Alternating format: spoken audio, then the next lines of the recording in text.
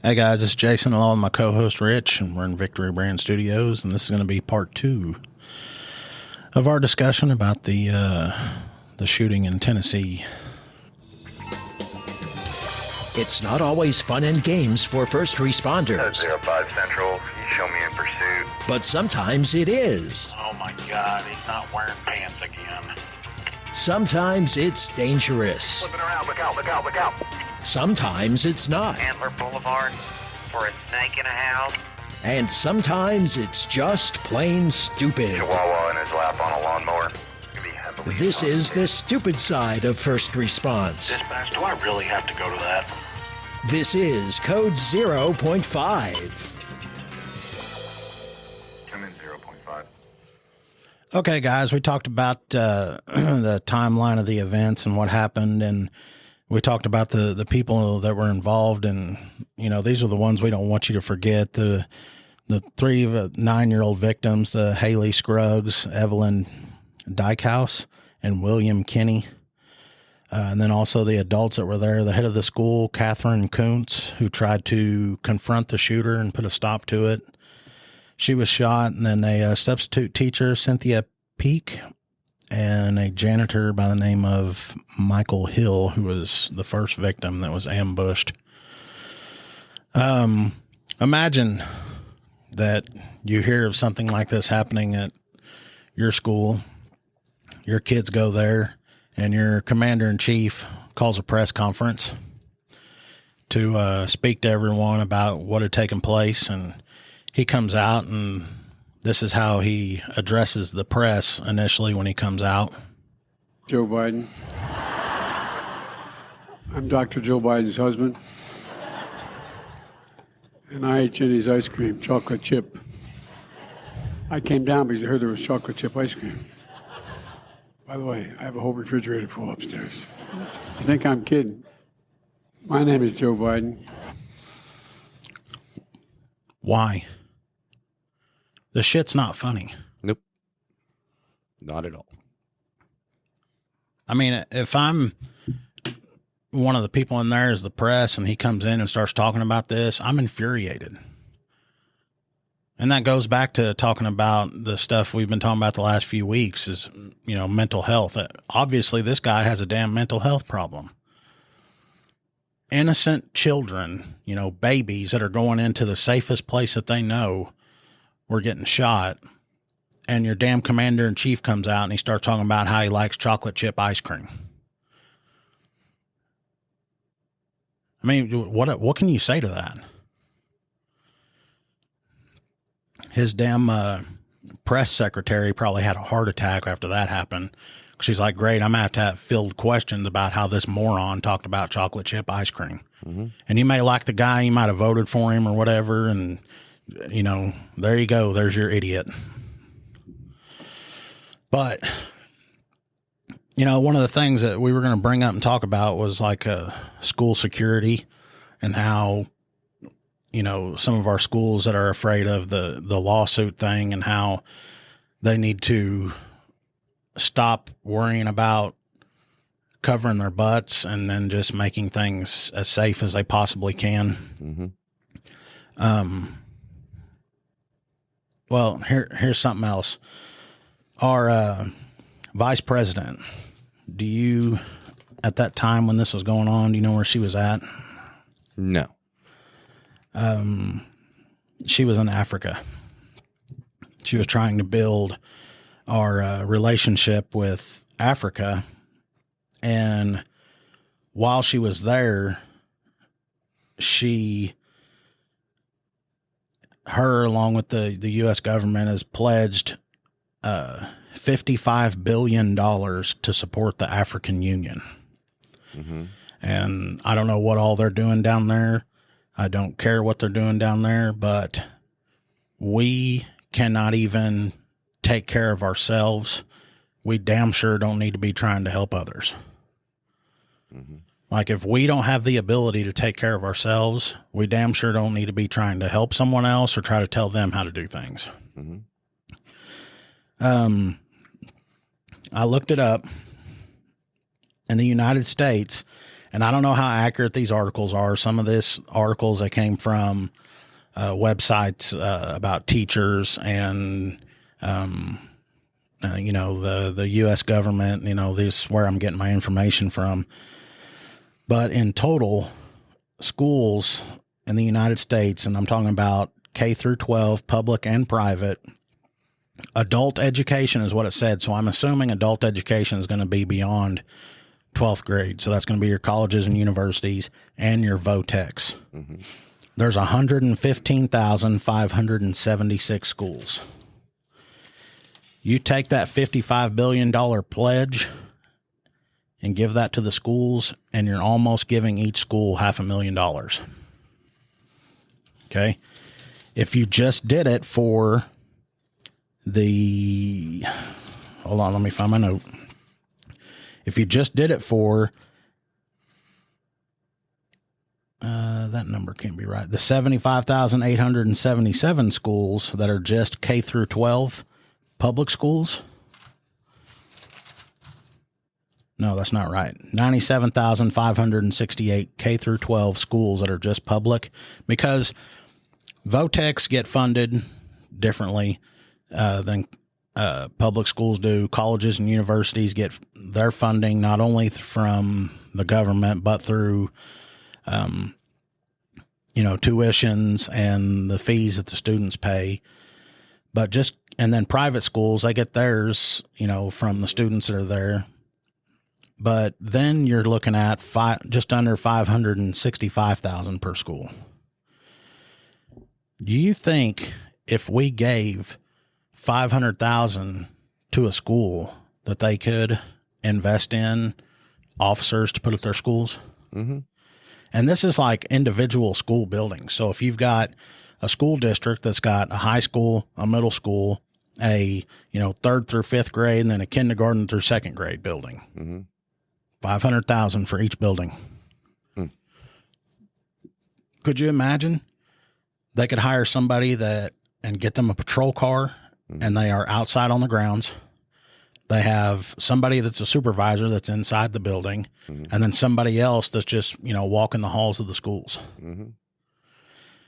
You get those, just at minimum, those 3 people. You're going to have more so those guys can have days off and that mm-hmm. kind of stuff. Just those 3 people. When this person pulls up at 9:54 at your school, during that 16-minute window before she fired her first shot and got into the school, mm-hmm. she's getting met by somebody. Mm-hmm. So before she ever gets to the front door, there's an officer. Hey, somebody gets out of a car. They see a firearm. First thing he's going to do, send me some people over here. There's somebody with a gun on campus. Mm-hmm. And then he's going to go and interact with them. So everything would start out in the parking lot. And those kids, because like I saw these things where, like in a quarter of a classroom, they have their wall that's built there, mm-hmm. but then there's a secondary wall that's built inside of it. Pops out. And it's L-shaped, mm-hmm. and it's on hinges. So you pull it out, and when you pull it out, it turns into a boxed-in area mm-hmm. with bullet-resistant walls and glass and everything mm-hmm. where those kids can go in and hide out. Mm-hmm. I mean, that would eliminate some of that stuff, but you have still your security checkpoints at where they come in. Mm-hmm. But if you've got those guys that are in the parking lot, roaming the hallways, you've got somebody in charge of security, or they implement their own police department. Mm-hmm. I mean, because, okay, the girl that went and shot the school, out of the locations that she had listed in her manifesto, mm-hmm. out of those targets, the school was the least protected. Mm-hmm. So they're thinking that's why she went there first. Because you can take those out, because you know how when you go to a mall, like even the malls here, mm-hmm. there's security guys inside. Mm-hmm. There's a guy in the parking lot, and they're driving around protecting the Nike shoes inside. Why can't we have that guy protecting the future of our nation? Mm-hmm. It's like, well, what is so important? Which one's more important? And I get it. Yeah. They're probably thinking that something's more than likely going to happen at the mall because there's money, there's items that they can get. But I don't know. I can't wrap my brain around it. Why our priorities are backwards. Because if those shoes get stolen, well, I can call my insurance, make a claim, or I can just buy another pair from Nike and put them on the damn shelf. Mm-hmm. When these little ones get hurt, even if they survive it, they're going to be traumatized for the rest of their life. Mm-hmm. I mean, those kids that were in that school that didn't get hurt, how many of them do you think are going to want to go back to school? Exactly. And, and if I'm a kid and I'm walking into the school and I wasn't a hoodlum when I was a kid, I'm going to see that person that's there, the officer or whoever, and that's comfort knowing that that person's there. Mm-hmm. And then, there's countless other things, because I read about the deal that she was off doing in Africa, trying to help everybody else whenever we obviously can't take care of ourselves.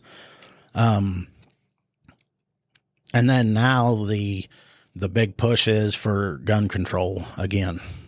Okay. Gun control. Okay. New laws involving gun control are only going to hinder or mess with law-abiding citizens. Because how often do you see that we make a change and say, okay, whatever, meth is illegal, y'all need to turn your stuff in. How many criminals are going to come in and turn their stuff in? Mm-hmm. Hey, you can't have that gun anymore because it looks scary, you need to turn it in. How many of them are going to come up and voluntarily just give it up? It's not going to happen. Nope. Convicted felons. Mm-hmm. I don't know how many I've arrested because they're in possession of a firearm. Yeah. There's a law that says you can't have it, but they're still going to get it. Exactly. So by doing this, you're putting law-abiding citizens at risk, and then you're putting the criminal at an advantage. Mm-hmm. I mean, if I'm a criminal, I'm thinking, all right, they took all the guns away. Sweet. I'm breaking into every house I can find. I don't care if they're there or not, because they can't protect themselves. Right.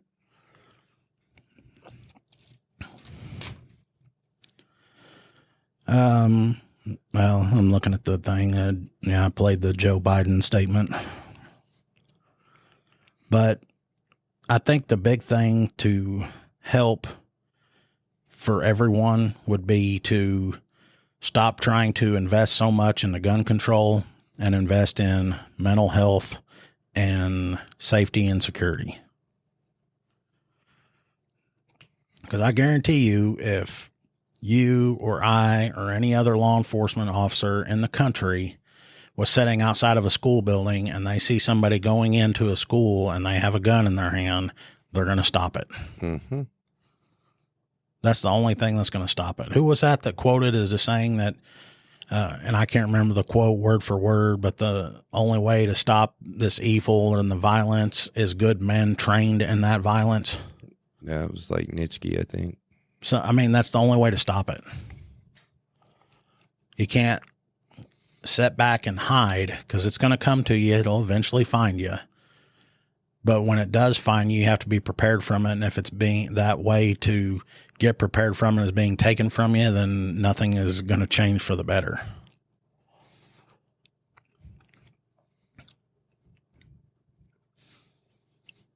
And then, how many people that we get that, could you imagine, say this was able to get started and you get all these, military veterans that come back. Mm-hmm. Hey, here's a job that I think you would be good at. Mm-hmm. You were good at securing a base and being observant and vigilant and watching what's going on around you. Mm-hmm. I bet you would be good at that here. Well, you're already trained in the weapons platforms. Yeah. You're proficient. I have no problem with engaging a threat. Mm-hmm. That's what they were trained to do. Yeah. And I heard something here, it wasn't too long ago. There was a guy that he's from around here. He was a Marine, and there was an instance where he got into, and there was a firefight, and everybody, when it was over with, they asked him, they said, hey man, cause we debrief, we talk about it. And they asked him, they go, hey, are you doing all right? Is everything okay? And he looked at him. He goes, this isn't my first time. I mean, he's been preparing for and had probably been involved in situations like that numerous times. So he knew how to act. And it probably did phase him to an extent, but you know, it's not like it's something brand new to him. So you give me that guy and say, hey, he wants to come work and protect your school. You damn right. Sign him up. Yep.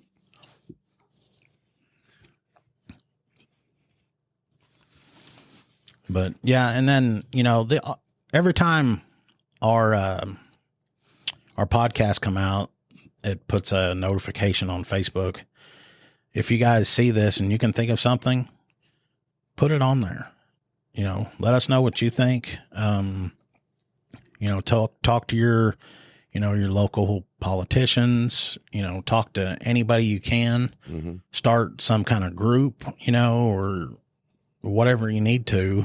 And maybe we can figure out a way to either get this funded, or maybe we can find somebody like, you know, like a Bruce Wayne in real life or something that's going to be like, hey, I've got all kinds of money here. We're going to fund this and we're going to take care of things. But then it'll also go on the lines of, you know, still you got to get those people hired. And I'm sure you know that. We go through a lot of trying to get bodies to get people involved. But Oh, yeah. And, you know, I was thinking the second episode was going to be kind of long, but I'm spitting out my points and what I think. What do you think? Well, what about like those red flag laws that they have in some states? I don't know, man. You said, I think it's like it's good and bad. Yeah. Like, you know, if somebody went and they were having, what's that? Identity disorder or whatever they call it, and say somebody's having some severe mental health issue. What would be wrong with a doctor being able to put something in, flagging them, and then when the feds see it, they're like, you know, hey, we're going to delay, you know, for a 6-month time period from this person That purchasing any kind of firearm. I mean, that works in theory if they're going to the gun shop, but I mean, Yeah. good old boy system, buying it from your partner, you know what I your mean? private sales. Private sales ain't gonna, you know. And then there are times where, you know, if, you know, say somebody gets a protective order and the judge deems that they are too violent. I mean, there's times that judges have ordered that they have to relinquish their firearms for a period of, you know, so long, and that they require them to get either anger management or some kind of emotional or, you know, mental health treatment, just to make sure that they're, you know, of sound mind. Right. I mean, there's nothing wrong with that. No. But I mean, I can see where some people would try to overstep that bounds and just be taking it from people because, you know, they don't like them or something. We'll see. Wasn't that the case where I think it was a officer involved shooting, or they had done that. Somebody had like claimed, man, that's what it was. They had gone over there to get it, gone over there to get the weapons. I'll have to look at that. But I think there was one that was like that, but it wasn't the husband and a wife had gotten into an argument, and then he went to go, he was staying somewhere else. So the officers had talked to the wife and had told her to get some type of order, and she went to go get it, and they went to go take his guns or something. You remember that? Oh, I can't remember. Is that the one that didn't happen too far from here? I can't remember where it happened at. And when they went there and told the guy what was happening, there was a shootout. Yeah. But she had done it. Because they went over there to get it, and she said that she didn't know that it was going to do that. I guess they had some kind of dealings with them before, and they talked to her, and she went and did it. Well, when she went and did it, she said she didn't realize that it was going to mean that he was going to have to relinquish his guns and stuff. Oh. I don't know. I don't remember. There's a guy that I've dealt with quite a few times, and every time I interacted with him, he always had his pistol on his hip. And I was always alert as to what he was doing with his hands because he was very, short-tempered. Mm-hmm. Would raise his voice a lot, get angry, and it made me on edge. And I told him over and over, saying, hey, keep your hands away from that. I don't want you going near it. And one of the neighbors, I guess, had claimed that there was something else going on too. But anyway, he got a protective order on him. And I was given this order, and I had to go to the guy's house, serve him with that order. And then I was ordered by the judge to go get all of his firearms. Mm-hmm. This guy, I think, probably did not need to have them. Mm-hmm. But before I went, I told where I was going, told him about the guy, and there was like 2 or 3 of us that went over there to go do it. Mm-hmm. And, when we got there, nobody was around. We got talking to a different neighbor, and then we talked to a relative, and then come to find out he ended up moving to a different state. Mm. But I don't know if he ever got served with it because, when that happens, we'll send those out to wherever they're at and they can get served there. Mm-hmm. But yeah, that one had me on edge, and I made sure I had 2 or 3 people with me because I didn't know what that guy was going to do. And plus, you got to do it in a way where it's like, hey, just come on out and talk to me. I got to tell you about this. And then when you figure out he's away from the inside of the house and that he doesn't have anything on him, then you break it to him. Mm-hmm. Yeah, it's a touchy situation. Now, the things that we're talking about, I want everybody to know that we are in no way, shape, or form wanting people to have wanting the Second Amendment changed or taken away or anything like that. I mean, I don't care. And I'm sure you don't either. If people own firearms, as long as they are responsible with it, we could care less. Exactly. Just like, like the latest thing that we've been seeing. And then I saw a picture here recently, and that we talked about is there's a t-shirt going around now that says, transgender rights or else. And then it has pictures of firearms on it. Yeah. Well, what does that mean? It's like transgender rights you're still a human. So you still have your rights as a human. Mm-hmm. I don't know what specifically special things you're wanting, but if I'm not receptive of that or okay with it, you're going to shoot me. I mean, that's not going to work. It's going to backfire. Mm-mm. And we've talked about how people are having these mental health issues and, what was that list that you pulled up? Like the last 4 or 5 shootings that have happened, all the suspects have identified as being transgender. Or non-binary. Yeah. So maybe there is a, relationship with that and mental health issues. Yeah, I don't know. I can double check that. I don't know if it's. We'll have more coming up on Code 0.5. If you're looking for a political podcast that goes beyond the headlines, check out the Beltway Briefing. I'm Howard Schweitzer, CEO of Cozen O'Connor Public Strategies. Every week on the Beltway Briefing, our team of former Republican and Democratic presidential appointees, Capitol Hill veterans, and political advocates shares behind-the-scenes perspective that cuts through the noise. If you want the inside scoop, subscribe now to the Beltway Briefing here or wherever you get your podcasts. Because the one in Tennessee was a female identifying as a male. There was another one that he said was in Colorado that they said they were non-binary, which I guess means that they don't identify as either gender. And then the other 2 you mentioned, they were transgender. And you know what's funny about that? When you see those shirts that talk about people that don't identify as either one, but then when they go to buy that t-shirt, it says men's sizes or women's sizes. So it's like, Oh, the irony. You can't buy this shirt because you're not either one of those. And what is it now? How many different genders is there now? At one point, I thought there was like 50 something, then it went to like 70 something.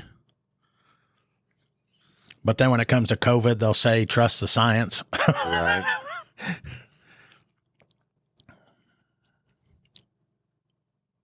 Yeah. Well, I dealt with one. It's been probably a year ago. Mm-hmm. And this person got downright hateful with me. I called him a sir. And this person was like, I identify as a female and all this. And I go, but your driver's license says you're a male. Right. So I'm being respectful and I'm saying, yes, sir.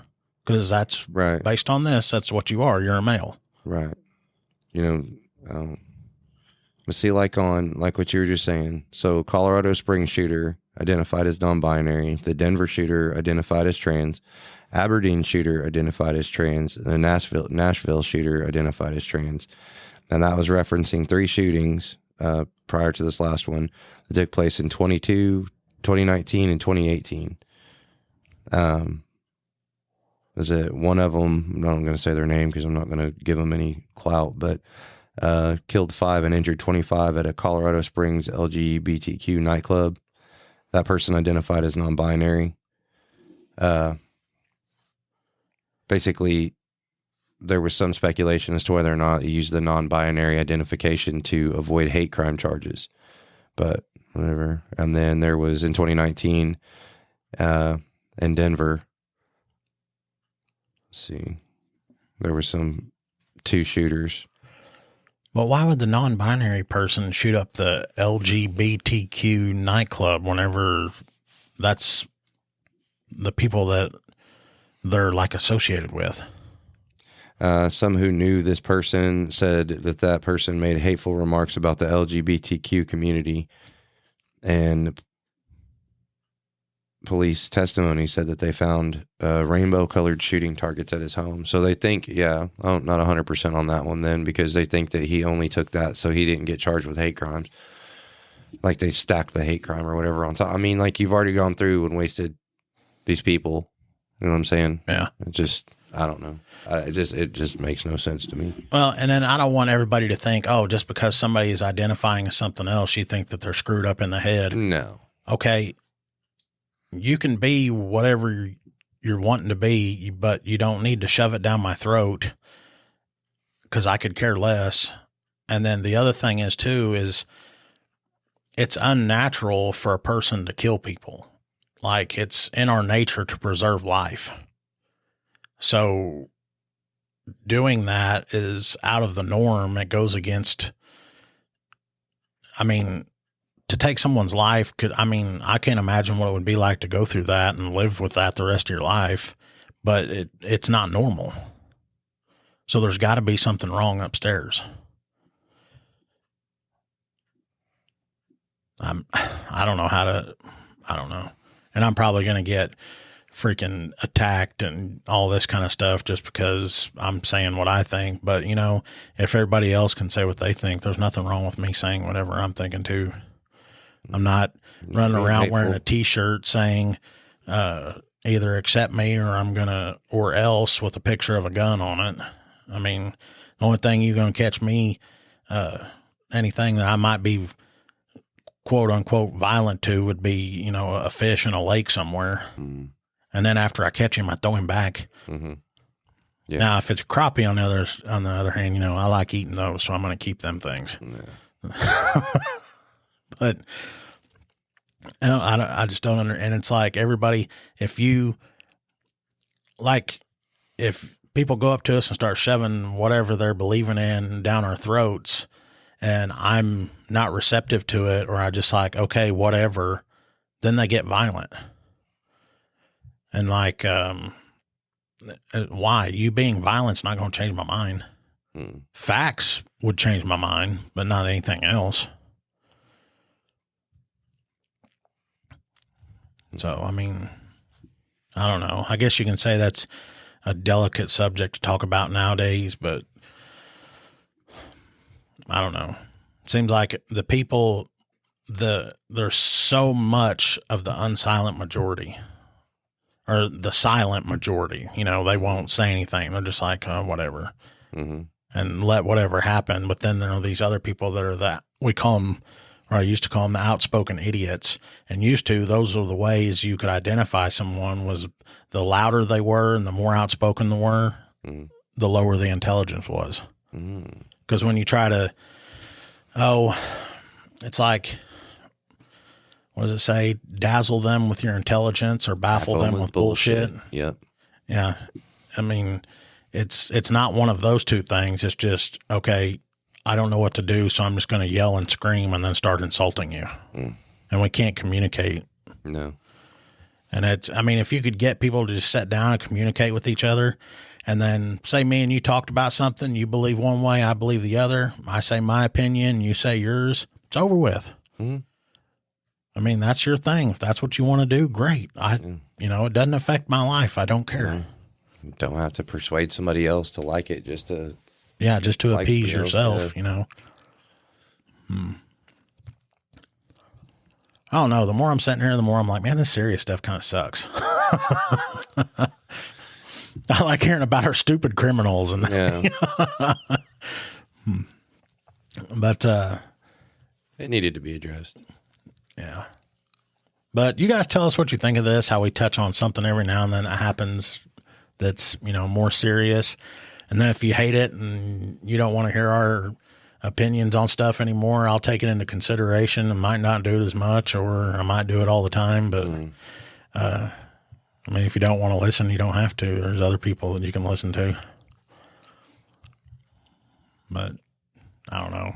That's my thing. I'm not going to shove thing down anyone's throat. If they don't like what I got to say, they can go somewhere else. Yeah. And then after this episode, we'll get back to talking more about how, like times of when I almost knocked myself out putting a plate carrier on and stuff like that. But no, that's just something I wanted to talk about because I saw the pictures of those kids and what was happening, and it killed me. And I don't want anyone to have to go through anything like that, especially innocent children. But anyway, if you got an opinion on this and you want to say something, or what you think should be done, what needs to happen, or maybe you think that I'm just an idiot or Rich is or whatever, you can let us know. Oh, yeah. But we'll catch you guys in the next episode. Later.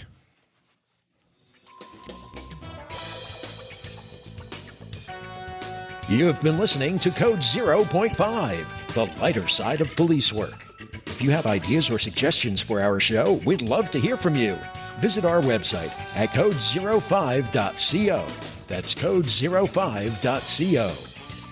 And please consider making a donation at our Patreon page, patreon.com/code05. Be sure to use the digits 05.